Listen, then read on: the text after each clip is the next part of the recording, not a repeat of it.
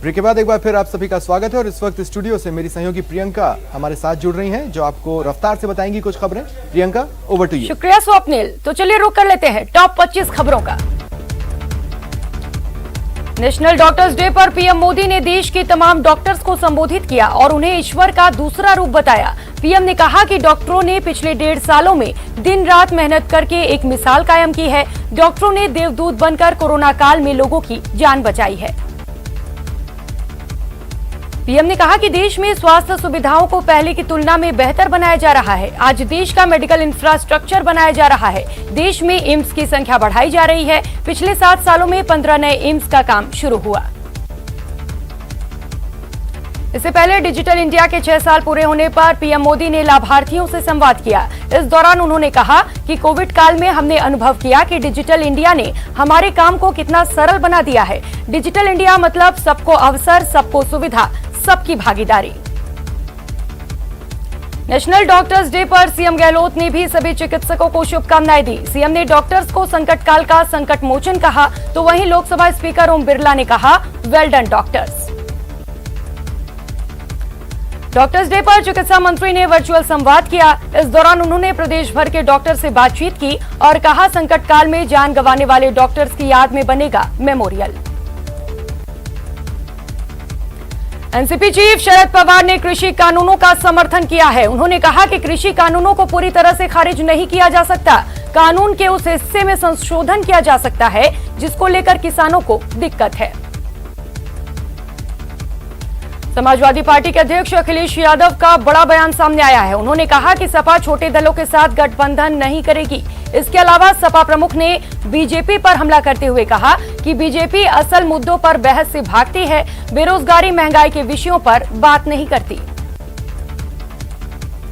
कई राज्यों से टीके की कमी की शिकायत मिलने के बाद केंद्रीय स्वास्थ्य मंत्री हर्षवर्धन ने कहा कि नेता अधिक ऊर्जा योजना बनाने में लगाएं, न कि दहशत फैलाने में। उन्होंने कहा कि नेताओं को महामारी के बीच राजनीति करने में शर्म ललक से बचना चाहिए।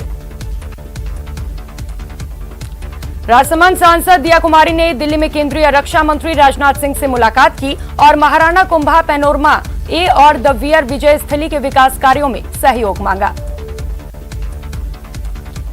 एलपीजी की बढ़ती कीमतों पर राहुल गांधी बोले, मोदी माया का ऐसा पड़ा प्रभाव, बस जुमलों का ही गिरा है भाव।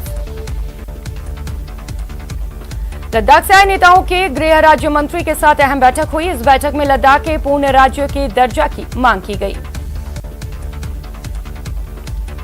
आर्मी चीफ एमएम नरवणे ने जम्मू कश्मीर में आतंकवाद कम होने की बात कही है। उनके मुताबिक भारत और पाकिस्तान के बीच संघर्ष विराम समझौता होने के बाद एलओसी पर कोई घुसपैठ नहीं हुई।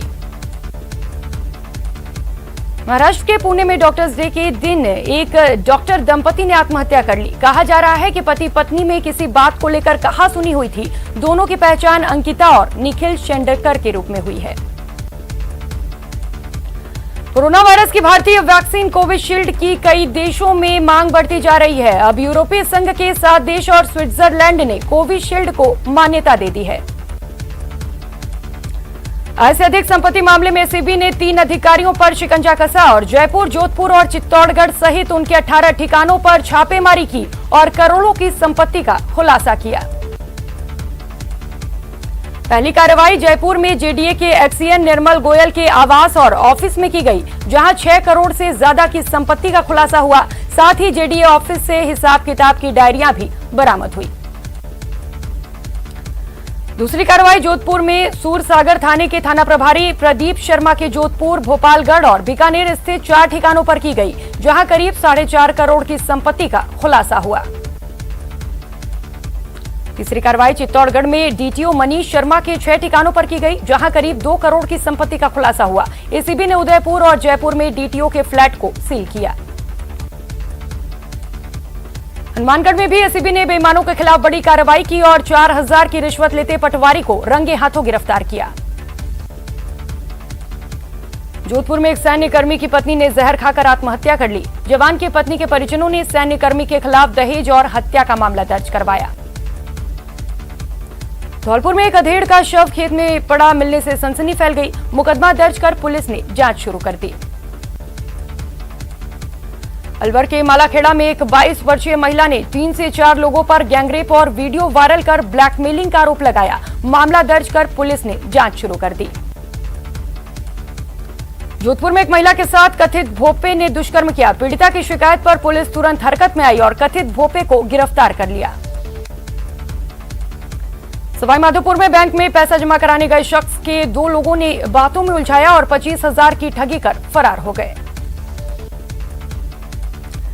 पानी की किल्लत को लेकर भरतपुर में महिलाओं ने हल्ला बोला। जलदाय कार्यालय में ही मटका फोड़ प्रदर्शन किया। विभाग के खिलाफ जमकर नारेबाजी की।